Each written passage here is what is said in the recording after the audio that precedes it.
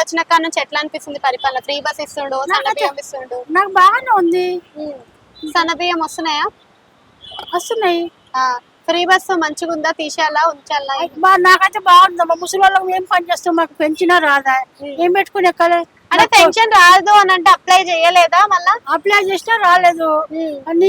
నీకు ఏజ్ కాలేదు, ఇది కాలేదు, అది కాలేదు అన్నారు. నాకు పెన్షన్ రాలేదు నాన్న. ఓకే, ఇప్పుడు ఇల్లు ఇస్తా అని కూడా సర్వేలు చేసిండు కదా, మరి నాకు ఇల్లు లేదు, నాకు కొడుకులు లేరు, 2 బిడ్డలు. అల్లుళ్ళ మీద బతుకుతున్నా. ఒక ఆయన బెదిరిస్తాడు, ఒక ఆయన తిడతాడు, మా మీద ఆధారపడ్డావు అంటాడు. మరి ఏం చేయాలి చెప్పు? నాకు ఇల్లు లేదమ్మా, చెప్తున్నాను.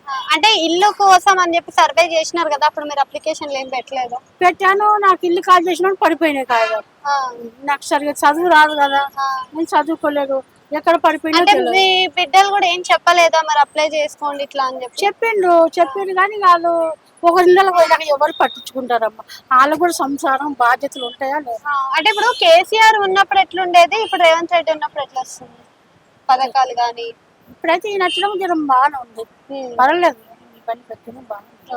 అంటే ఈయన చూస్తుంటే మనకి చేస్తా అన్నాడు కదా, ఇప్పుడిప్పుడే వచ్చిండు కదా, కొంచెం మెల్లమెల్లగా ఆయన కూడా తెలియాలి కదా, చేస్తా ఉంటాడు. మెల్లమెల్లగా చేస్తారు. ఇల్లు లేవు, మాకైతే ఇల్లు లేవు. పెన్షన్ రాదు పెట్టాను. నేను తిరిగాను, సాధించుకున్నాను. నాకు శాతం